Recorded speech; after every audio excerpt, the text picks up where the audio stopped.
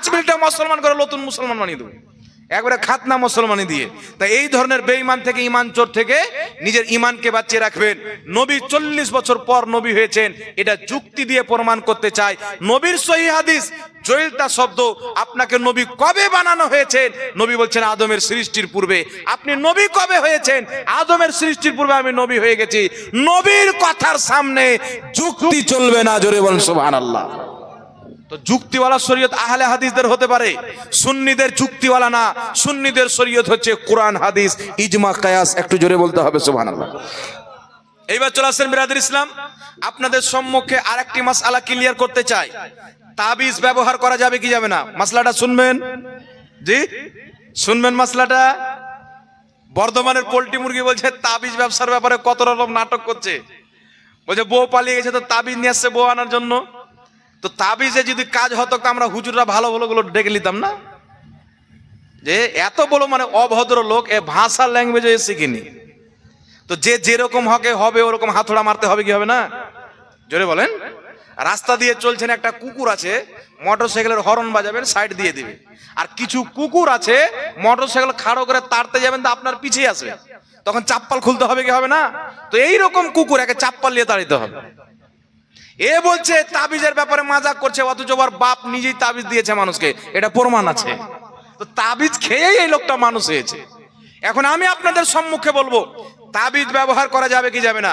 একটি কথা মনে রাখবেন, একটা হচ্ছে তামিমা, একটা হচ্ছে তাবিজ, একটা হচ্ছে জাদুর তাবিজ, একটা হচ্ছে কোরআন হাদিসের তাবিজ। আছে কি নাই? কেউ যদি কোনো জাদুগারের কাছে, কোনো হিন্দু পণ্ডিতের কাছে বা কোনো ঈসাইদের কাছে গিয়ে আপনার দুয়া তাবিজ নাই, যেগুলো জাদুই দুয়া তাবিজ করে, এইগুলো ব্যবহার করাকে হাদিসে শিরিক বলা হয়েছে। আর যেটা কোরআনের আয়াত লিখে বা হাদিসের কোনো দোয়া যেটা নবী থেকে প্রমাণিত, এই দোয়া লিখে তাবিজ দেয়, এটা সরাসরি সহিহ হাদিস দ্বারা প্রমাণিত। আবু দাউদের সহিহ হাদিস, সাহাবায়ে কেরাম নিজের সন্তানকে একটি দোয়া মুখস্থ করাতেন। তিনার সন্তান যে মুখস্থ করতে পারতো না, এই দোয়াটি কাগজে লিখে তার গলাতে ঝুলিয়ে দিতেন। জোরে বলেন সুবহানাল্লাহ। তার কারণে শুনেন, যে আহলে হাদিস বলে তাবিজ করা শিরিক, আহলে হাদিসদের রুহানি বাপ ইবনে তাইমিয়া, তাদের সবচাইতে বড় ইমাম, নিজের কিতাব মাজমুয়া ফাতাওয়ার মধ্যে লিখেছে কোরআন হাদিস দিয়ে তাবিজ করা জায়েজ আছে। বলেন সুবহানাল্লাহ।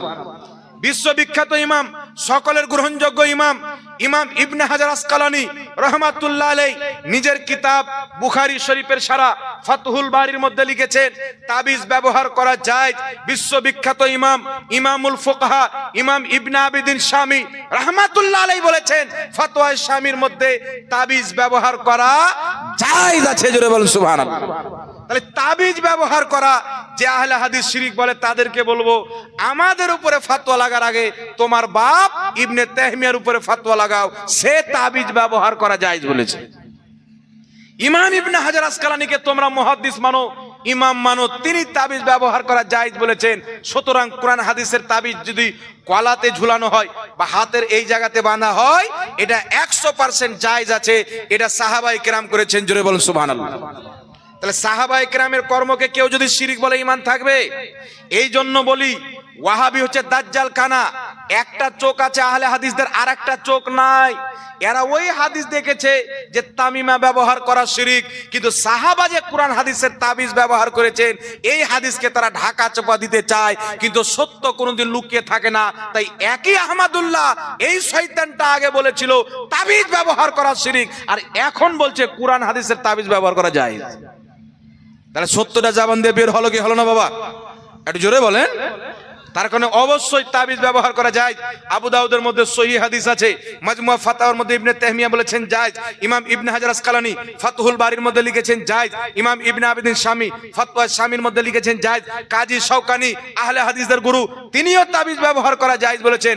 সুতরাং কোরআন হাদিস দিয়ে যদি তাবিজ হয়, মানুষ ভয় খেয়ে গিয়েছে বা কোনো অসুখ ব্যারাম হয়েছে, ওই তাবিজ ব্যবহার করা এবং কোরআন পাকের কোনো আয়াত যাতে আল্লাহ শেফা রেখেছেন, ওটাকে পানিতে ডুবিয়ে রেখে পানি পান করা, এটা 100% সহিহ হাদিস মোতাবিক জায়েজ আছে। জোরে বলুন সুবহানাল্লাহ। আর আল্লাহ কোরআনে বলে দিয়েছেন এই কোরআন হচ্ছে মুমিনদের জন্য শেফা এবং রহমত। যারা ঈমানদার তারা যদি এই কোরআন পাকের আয়াতের তাবিজ করে গলায় দেয়, তার অসুখ দূর হয়ে যাবে, তাদের জন্য শেফা। তো মুমিনদের জন্য কোরআন পাকের শেফা রয়েছেন। শেফা মানে ওষুধ। তো মুমিনের জন্য তাবিজ ব্যবহার করা কোরআন পাকের জায়েজ আছে। আহলে হাদিস তো মুমিনই নাই, তারা তো শেফা পাবে না, তো জায়েজ কি করে হবে? বুঝতে পারছেন কথা আমার? আল্লাহ বুঝার তৌফিক দান করুক। সুতরাং কোরআন হাদিসের যদি তাবিজ ব্যবহার করে এটা 100% জায়েজ আছে। কিয়ামতের সকাল পর্যন্ত যত লামাযহাবে আছে, খাস করে বিমল দাসের বেটা তিরাঙ্গা দাসকে বলবো, আপনাদের জলঙ্গি হিম্মত যদি থাকে ফেস টু ফেস তাবিজ নিয়ে কোন ডেটে বসবে বলো, তোমার বাড়িতে বসার জন্য রেডি আছে। হিম্মত থাকে একবার আমাদের সাথে বসো। কত বড় তুমি বাপের বেটা আছো, তোমাকে দেখিয়ে দেবো তাবিজ ব্যবহার করা কোরআন হাদিসের তুমি শিরিক প্রমাণ করবে, আমরা জায়েজ প্রমাণ করব। আর দুনিয়া দেখতে পাবে তোমাদের দলিল হচ্ছে গাঁজা খাওয়া দলিল, ফেক দলিল। আমরাই হচ্ছি নবী এবং সাহাবার পথে। একটু জোরে বলতে হবে বাবা সুবহানাল্লাহ। এইবার চলে আসেন বিরাদর ইসলাম, আপনাদের সম্মুখে আর একটা মাসআলা বয়ান করা আমি জরুরি মনে করি। কারণ বর্তমান জামানাতে আপনাদের শেখপাড়া থেকে একটা যুবক ভাই আমাকে ফোন করে বলছে, হুজুর আমাদের এখানে কিছু যুবক ছেলে আছে, ওই যে আপনার বিমল দাসের বেটার ভক্ত, বলছে নিজের স্ত্রীকে, নিজের বোনকে, মাকে জবরদস্তি টেনে মসজিদে নিয়ে যায়, মা যাবে না তবুও টেনে নিয়ে যায়। তো আমি বললাম, ওকে জিজ্ঞাসা করে যে তুই তো খুব তোর স্ত্রীকে নিয়ে যাচ্ছিস মসজিদে, তোর বাপ রাহুল বলেছে তাই, তো তোর বাপ রাহুলের স্ত্রী কদিন এসছে মসজিদে? কে বলতে পারবে?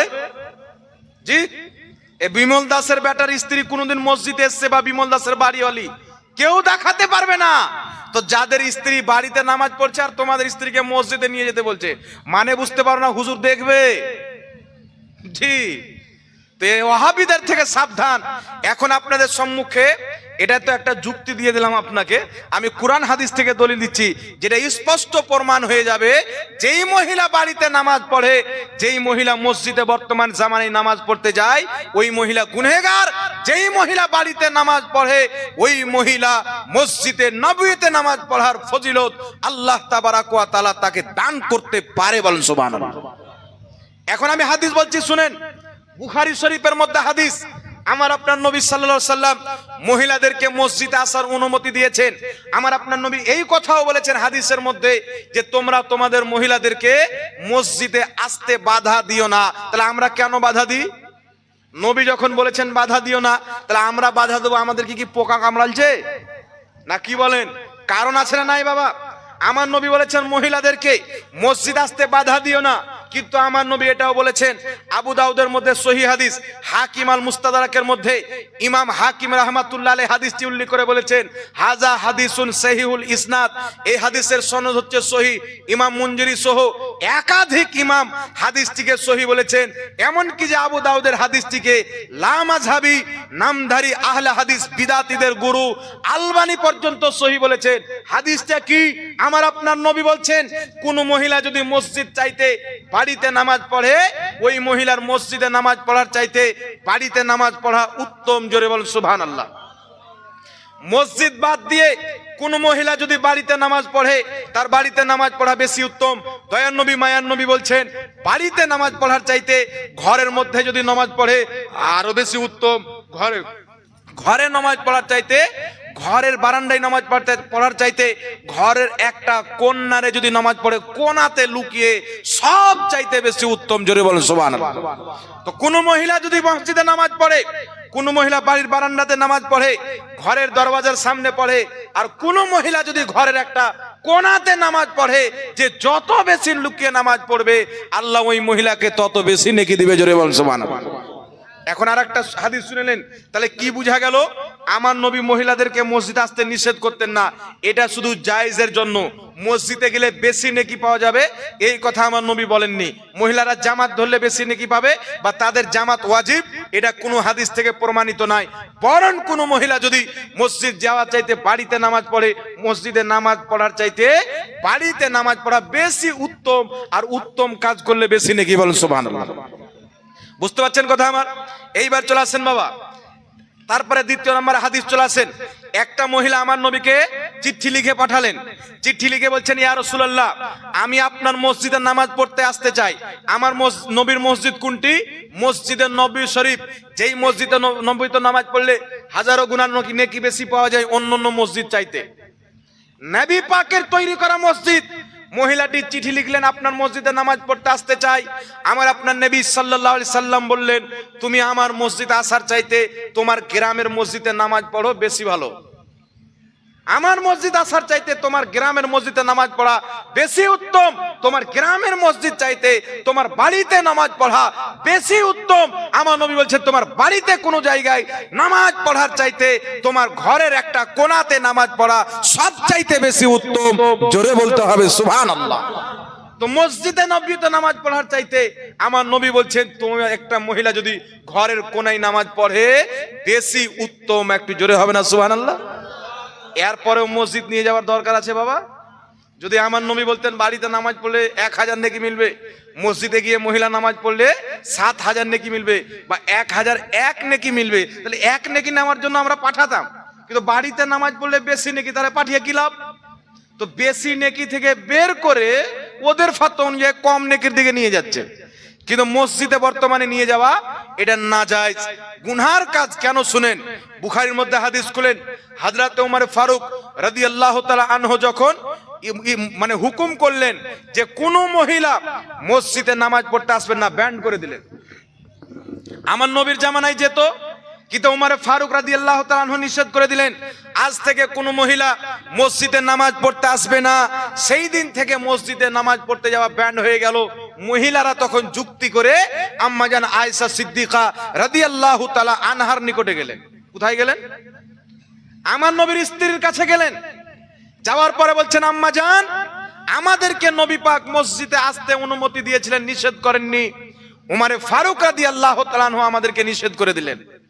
আর হাদিসের মধ্যে আছে, সহিহ হাদিস, নবী পাক বলছেন, আলাইকুম বিসুন্নতি ওয়া সুন্নতি খুলফায়ে রাশিদিন আল মাহদিয়িন, আমার সুন্নাত, আমার খলিফাদের সুন্নাত তোমাদের জন্য জরুরি। জোরে বলেন সুবহানাল্লাহ।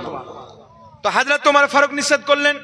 আম্মা জান আয়েশাকে গিয়ে মহিলারা বলছেন, মায়েশা সিদ্দিকা রাদিয়াল্লাহু তাআলা আনহা বলছেন, এই জামানাতে যদি আমার আপনার নবী দুনিয়াবী হায়াতে জীবিত, এই দুনিয়াতে যদি জাহেরি জিন্দেগিতে থাকতেন, তাহলে আমার নবীও তোমাদেরকে মসজিদে আসতে নিষেধ করে দিতেন, যেমন বনি ইসরাইলদের মহিলারাকে মসজিদে ঢুকতে নিষেধ করে দেওয়া হয়েছিল। একটু জোরে বলতে হবে সুবহানাল্লাহ। তাহলে মা আয়েশা কি করলেন? হযরত ওমর ফারুকের ফতোয়াকে, মসজিদে মহিলাদের আসা নিষেধ, এই ফতোয়াটাকে, এই হুকুমটাকে আম্মাজান আয়েশা সমর্থন করলেন। জোরে হবে না সুবহানাল্লাহ? এইবার চলে আসেন, হযরত ওমর ফারুক যখন এই কথাটি বললেন, তিনার পর হযরত ওমর ফারুক যখন বললেন, তিনার পরে হযরতে উসমান গনির খেলাফত আসলেন, তিনিও মহিলাদের মসজিদে যাওয়ার অনুমতি দেননি। হযরতে আলী দেননি, তারপরে এসেছেন জামানা দেননি, তারপরে এসেছেন জামানা দেননি। তখন ব্যান হলো, আজ পর্যন্ত ব্যান হয়েছিল। অর্থাৎ উমর ফারুকের জামানায় লক্ষ লক্ষ সাহাবা এই ফতোয়াকে মেনেছিলেন। তারা নিজের স্ত্রীকে, মাকে, বোনকে, মেয়েকে মসজিদে যেতে দেয়নি। জোরে বল সুবহানাল্লাহ।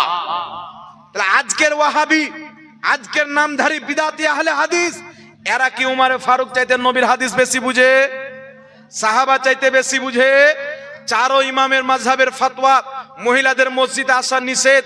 তাহলে ইমামে আজম আবু হানিফা, যিনি 5 লক্ষ হাদিসের হাফিজ, ইনার চাইতে ইনারা, এই যে আপনার বিমল দাসের বেটা তিরঙ্গা দাস গোবরখোর, এই গোবরখোর কি বেশি বুঝে শরীয়ত? ইমাম শাফি চাইতে বেশি বুঝে? ইমাম মালিক, ইমাম আহমদ 10 লক্ষ হাদিসের হাফিজ, এই 10টা হাদিস যদি শুদ্ধ করে শুনিয়ে দিতে পারে, আমি জাহাঙ্গীর আলম 10 বছর তার গোলামি করব। ওর হিম্মত হবে না। চারো ইমাম বড় বড় ফুকাহা সকলে ওমর ফারুকের ফতোয়া মেনেছেন। এখন আপনারা বলেন তো বাবা, একটা আমাকে যুক্তি দেন। আমি যুক্তি দিয়ে প্রশ্ন করছি যে উমর ফারুকের চাইতে এরা কি নবীর হাদিস বেশি বুঝে? উসমান গনির চাইতে বেশি বুঝে? হযরতে আলী চাইতে বেশি বুঝে? মা আয়েশা চাইতে বেশি বুঝে?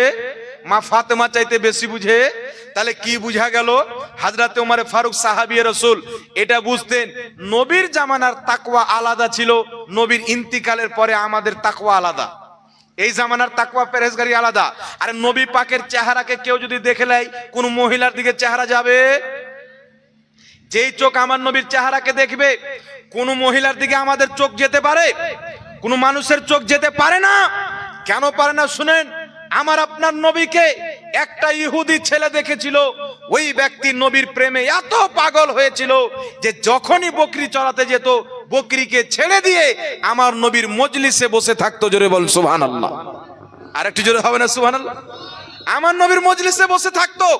তার খালা তার ফুফু তাকে ধরে নিল যে তুমি ওই নবীর কাছে যাচ্ছ যে আমাদের পাকা দুশমন, তারা ইহুদি ছিল, আমাদের দুশমন, আমাদের ধর্মকে খারাপ বলে, তুমি সেই নবীর কাছে গিয়ে তার চেহারাকে দেখছো, তার বক্তব্য শুনছো, তোমাকে যেতে দিব না। ওই যুবক বলছে খালা ফুফু একটা কথা শুনো, তোমরা একবার আমার সাথে চলো, ওই নবীর মাহফিলে বসো, দ্বিতীয়বার আমিও যাওয়া বন্ধ করে দেবো। কি বললো ওই যুবক? একবার আমার সাথে চলো, দ্বিতীয়বার আমিও যাওয়া বন্ধ করে দেবো। বলছে ঠিক আছে, একবার চলে, আর পরে কিন্তু যেতে পাবে না। বলছে ঠিক আছে। তাদেরকে সাথে করে যখন নিয়ে গেল, সাথে আমার দিকে তাকান, সাথে করে যখন নিয়ে গেল, তারা গিয়ে দেখছেন এর খালা ফুফু যারা সাথে গেছেন আমার আপনার নবীর চেহারাকে দেখে পাগল হয়ে গেছে। জোরে বল সুবহানাল্লাহ। পাগল হয়ে যাওয়ার পরে তারাও প্রত্যেকদিন লুকিয়ে লুকিয়ে নবীর চেহারাকে দেখতে যেতে আরম্ভ করলো। কারণ আমার নবীর চেহারা এমন ছিল, যেই ব্যক্তি নবীর চেহারাকে দেখে নিত দ্বিতীয় কোন চেহারা তার নজরে সুজতো না। একটু জোরে বলতে হবে সুবহানাল্লাহ। এখন আপনারা বলেন তো বাবা, সাহাবীর চাইতে নবীর হাদিস কেউ বেশি বুঝতে পারে? জোরে বলেন।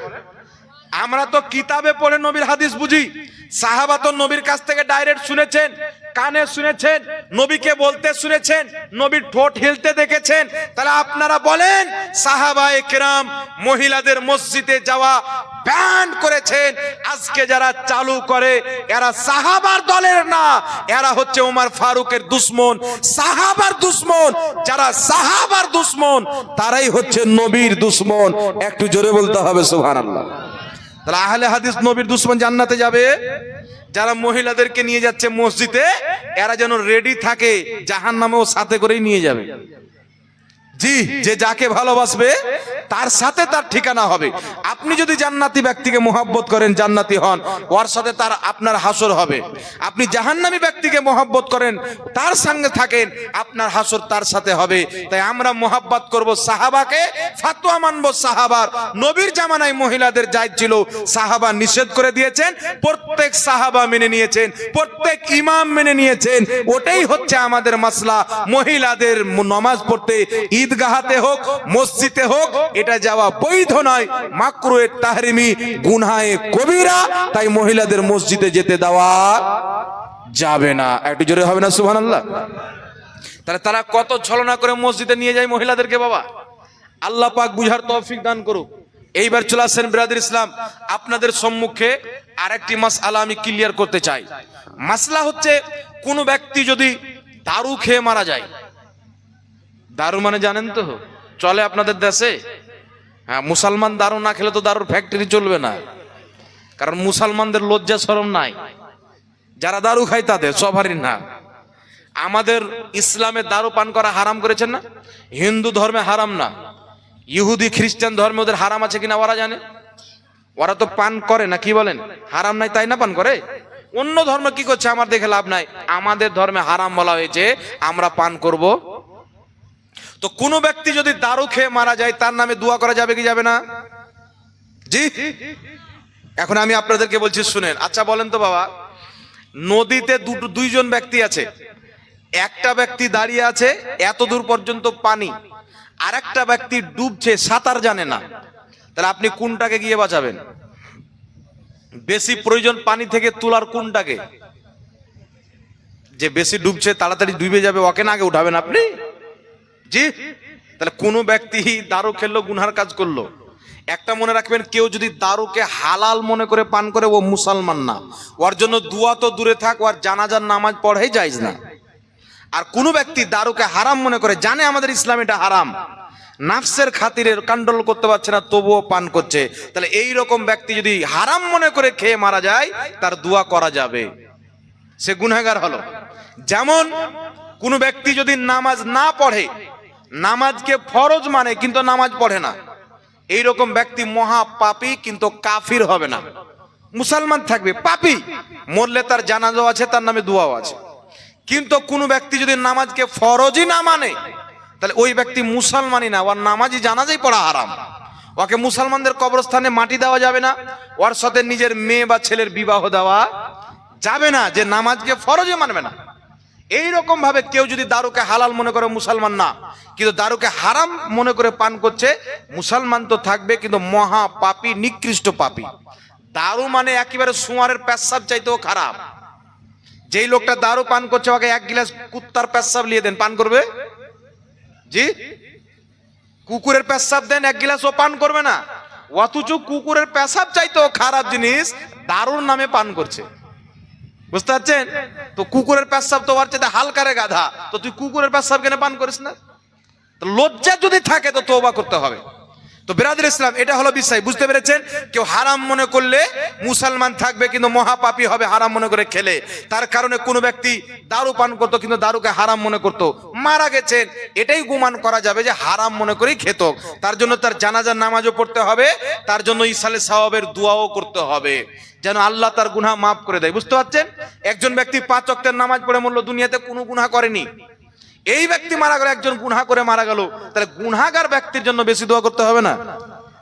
ও তো বেশি ডুবছে, বুঝতে পারছেন কথাটা আমার? গুনাহগারদের জন্য বেশি দোয়া করতে হবে, কারণ আমার গুনাহ আছে। আমাদের দোয়া করব, আল্লাহ যদি আমাদের দুয়ার বরকতে আল্লাহ যদি চায়, তাহলে তার আযাবে কমতি করতে পারে কি পারে না? একটু জোরে বলেন, পারে কি পারে না? এর কারণে বিরাদর ইসলাম একটি কথা মনে রাখবেন, গুনহেগার, বাদকার, শিয়েকার, পিতা মাতা, আত্মীয় স্বজন যারাই মারা গেছে, এর নামে দোয়াও করা যাবে, জানাজার নামাজও পড়া যাবে। যারা দারুকে হারাম মনে করে, নামাজকে ফরজ মনে করে, যারা জুয়াকে হারাম মনে করে, যারা সুদকে হারাম মনে করে, আচ্ছা বলেন তো বাবা, কোন সুদখোর যদি মারা যায়, ওয়াহাবিদের মধ্যে তারা জানাজার নামাজ পড়ে কি পড়ে না?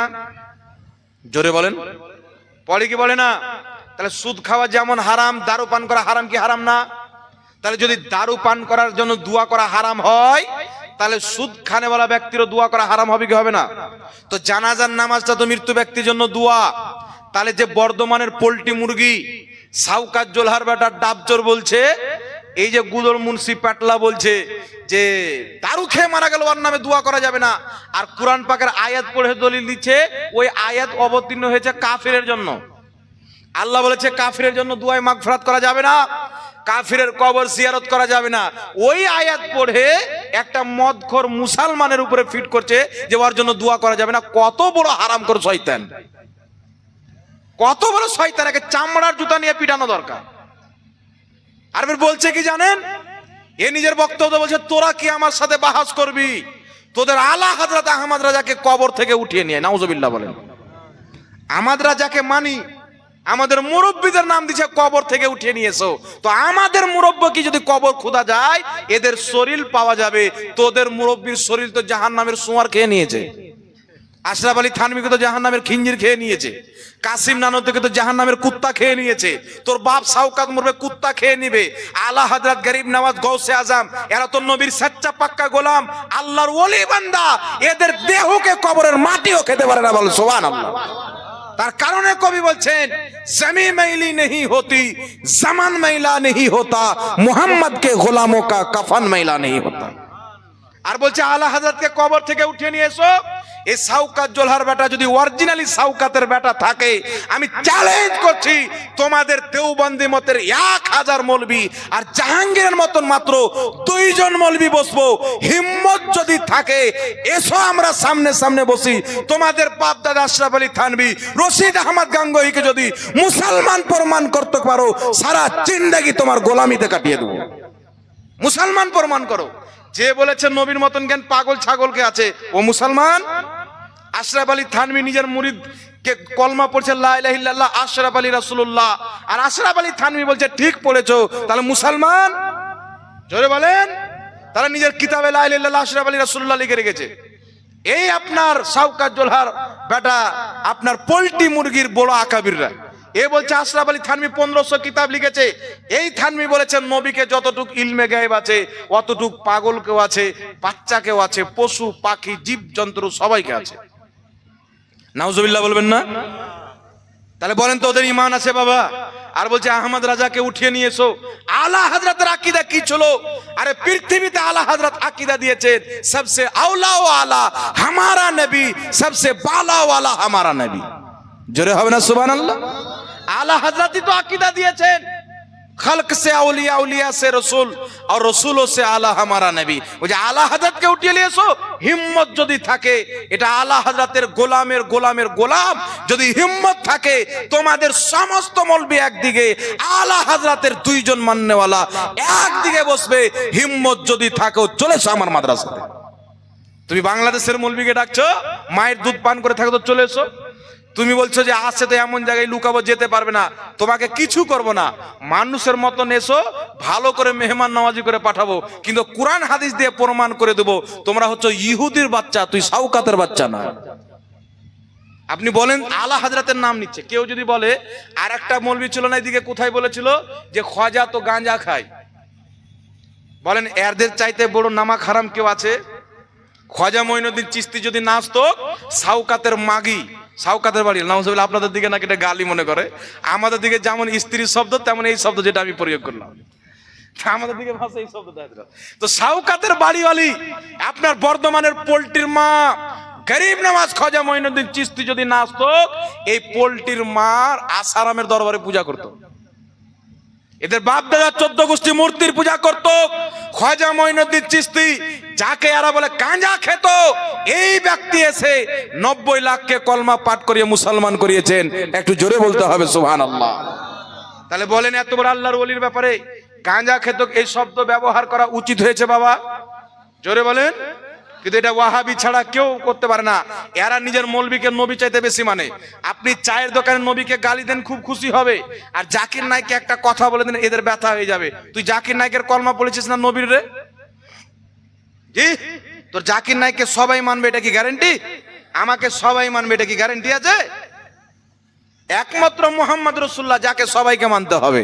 জোরে বলতে হবে সুবহানাল্লাহ।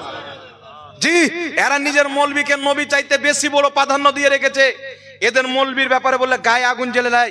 কিন্তু আহমদুল্লাহ নবীর হাদিসের বিপক্ষে বলল 40 বছর পর নবী হয়েছে, একটাও মুরগির মানে পোল্ট্রি মুরগির জবানে কথা বের হল না, আরো সাপোর্ট করলো, মানে নবীর বিপক্ষে বলেছে। আর আমি যেগুলো বলছি দেখবেন কালকে চুলকানে উঠে যাবে। চুলকানা উঠাও বেটা, এটা ঝাড়খণ্ডের মাল, এটা বাঙ্গালের মৌলবী লয় যে তুমি বলে দিচ্ছ তোমাকে কিছু বলে না। তুমি খালি বলেই দেখো, তোমার উপরে মাহিন্দ্রা ট্রাক্টর যদি না চালিয়ে দিই বাংলার মাটিতে কোনোদিন ওয়াজ করবো। একবার লেগেছিল আপনার খাতনার খাওয়া দাওয়ার নিয়ে, না কি বলে, একবার দিয়েছি চুপ হয়ে গেছে আর চালা করেনি। আল্লাহ পাক হেদায়েত দান করুক, সকলে পড়ুন আল্লাহুম্মা আমিন। আর একটু জোরে বলেন আল্লাহুম্মা আমিন। তাই বিরাদর ইসলাম একটা কথা মনে রাখবেন, দারু খেয়ে মরলো, জুয়া খেলে মরলো, জুয়াকে হারাম মনে করে দারুকে হারাম মনে করলো, এইরকম ব্যক্তির ইসালে সওয়াব দোয়া খায়ের করা যাবে। আল্লাহ তাকে জান্নাত দাও বলে দোয়া করা যাবে, তার গুনাহকে মাফ করো। আমরা দোয়া করব, কবুল করবে না করবে আল্লাহর ব্যাপার, না কি বলেন? দোয়া করা তো মানা নাই বাবা। আমি দোয়া করবো আল্লাহ এখানে যত কেউ আছে সবাইকে মদিনা শরীফের হাজরি নসিব করো, এই দোয়াটা কি খারাপ বাবা? কিন্তু সবাই কি মদিনায় চলে যাবেন গ্যারান্টি আছে? আল্লাহ কবুল করে যদি একজন কি পাঠিয়ে দেয় দোয়াটা কাজে লাগলো কি লাগলো না? একটু জোরে বলেন। জি, অবশ্যই কাজে লাগলো। তাই দোয়া করবো আল্লাহ তাকে জান্নাতবাসী করো। যদিও আল্লাহ জান্নাত নাই দেয়, আযাবে একটু কমই করলো তো তার লাভ হলো, আর আমার দোয়া পেরে তার লাভ হলো মানে আমারও লাভ হলো, ওই ব্যক্তির উপকার করলাম। বুঝতে পারছেন তো কথা আমার? এই জন্য বিরাদর ইসলাম ওই আপনার পোল্ট্রি মুরগি বলেছে দারু খেয়ে মরলো, ওর জন্য দোয়া করা যাবে না। আর দলিল দিচ্ছে কোরআন পাকে ওই আয়াত যেগুলো কাফিরের উপর অবতীর্ণ হয়েছে। এখানে আর একটা কথা বুঝেন, এই যে আপনার বর্ধমানের গোপাল ভাঁড় আছে, এই গোপাল ভাঁড়দের একটি জামাত আছে তবলিগি জামাত, নাম শুনেছেন? এই তবলিগি জামাতের প্রতিষ্ঠাতা ইলিয়াস কান্ধেওয়ালি, ইলিয়াস কান্ধেওয়ালির পীর রশিদ আহমদ গাঙ্গোহী, যার নামে দেওবন্দ মাদ্রাসাতে একটি মসজিদ তৈরি করেছে, রশিদি মসজিদ। ওই ফাতাওয়া রশিদিয়ার মধ্যে রশিদ আহমদ গাঙ্গোহী দেওবন্দি জামাতের প্রতিষ্ঠাতা কি লিখছে? আল্লাহ মিথ্যা বলতে পারে। জোরে নাউজুবিল্লাহ হবে না? আল্লাহ মিথ্যা বলতে পারে, জি কথা বলে। দলিল কি দেবে? আলা কুল্লি শাইইন কাদির, প্রত্যেক জিনিসের প্রতি আল্লাহ কুদরত রাখে, ফলে যদি আকীদা রাখে আল্লাহ মিথ্যা বলতে পারে না, মানুষ মিথ্যা বলে আল্লাহ বলতে পারে না, তাই মানুষের চাইতে আল্লাহর কুদরত কমে গেল না? যুক্তি দেখেন। তাহলে কালকে বলবি আল্লাহ গাঁজাও খেতে পারে না, কি বলেন? ওর যুক্তিতে তো এটাও মানতে হবে। কিন্তু আলা কুল্লি শাইইন কাদির, আল্লাহ প্রত্যেক মুমকিন জিনিস করতে পারে। কিছু জিনিস আছে আল্লাহর জন্য মহল, যেগুলো আল্লাহ করতে পারে না। যেমন আল্লাহ কোনো পাপ করতে পারে না, আল্লাহ ব্যভিচার করতে পারে না, আল্লাহ তাবারাক ওয়া তাআলা গুনাহের কাজ করতে পারে না।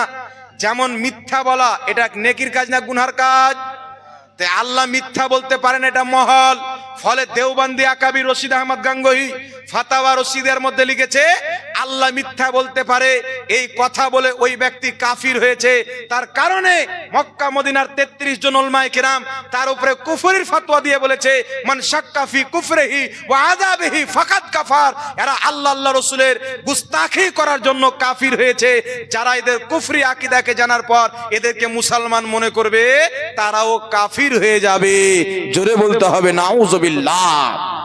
কিন্তু এরা শুধু মুসলমান না, এরা আল্লাহর ওলি মনে করে। বুঝতে পারছেন? এরা শুধু মুসলমান না, এরা গরিব নামাজ খাজা মঈনুদ্দিন চিশতি চাইতে এদেরকে বড় মনে করে, আব্দুল কাদের জিলানী রহমাতুল্লাহ আলাইহি বড় পীর চাইতে বড় মনে করে। এটা ভাগ্যের ব্যাপার।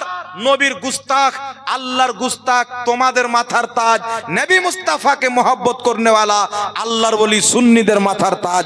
একটু জোরে বলতে হবে বাবা সুবহানাল্লাহ। আর একটু জোরে হবে না সুবহানাল্লাহ? এই কারণে ব্রাদার ইসলাম আকীদা রাখতে হবে, আল্লাহ মিথ্যা বলতে পারে না, মিথ্যা আল্লাহর জন্য মহল, যেটা হতেই পারে না। আল্লাহ মিথ্যা থেকে পাক, ব্যভিচার থেকে পাক, আল্লাহ গুনাহের কাজ করা থেকে পাক। মহান রব্বুল আলামিন প্রত্যেক মুমকিন জিনিস করতে পারে যেগুলো তার শানে শোভা পায়। নাকি বলেন? জমিন আসমানকে একদিনে ফানা করে দিতে পারে, এক সেকেন্ডে। কোন শব্দের মাধ্যমে সেকেন্ডও লাগবে না, ফানা করে দিতে পারে। দুনিয়ার নিজামকে আল্লাহ বন্ধ করে দিতে পারে। আমার নবী গেলেন আসলেন কদিন? কেউ চাঁদে যদি জানতো মাসকে মাস লেগে যায় না, কি বলেন? কিন্তু আমার নবী 7 আকাশ পার করে, লামাকা পার করে আর শাহজামে গিয়েছিলেন, আবার এসেছিলেন আল্লাহর দিদার করে। এটা সেকেন্ডও লাগেনি। জোরে বলুন সুবহানাল্লাহ। এটা কে করতে পারে? আল্লাহ করতে পারে। তার কারণে দেওবন্দি আকীদা দিচ্ছে আল্লাহ মিথ্যা বলতে পারে। এই আকীদার যারা সমর্থন করবে তারাও বেঈমান। তাই এরাই হচ্ছে আসল বিদাতি। এদের আকীদা বিদাত, এদের ঈমান বিদাত। তার কারণে একটি কথা মনে রাখবেন, আহলে সুন্নাত ওয়াল জামাতের প্রত্যেকটা আকীদা নবী, সাহাবা এবং সালাফদের দেওয়া আকীদা, নতুন তৈরি করা আকীদা না। জোরে বলুন সুবহানাল্লাহ। আজকে জালসা হচ্ছে ব্রাদার ইসলাম কবরস্থান উপলক্ষে, না নাকি? কবরস্থান উপলক্ষে জালসা। এই কবরস্থানের ব্যাপারে আপনাদেরকে আমি 4টা মসলা বয়ান করব। তার আগে আমি একটা কথা বলে দিই, এখানে অনেক লোক হাজির হয়েছেন, সুযোগ পাবেন কি পাবেন না, এই সুযোগটা ছাড়িয়েন না।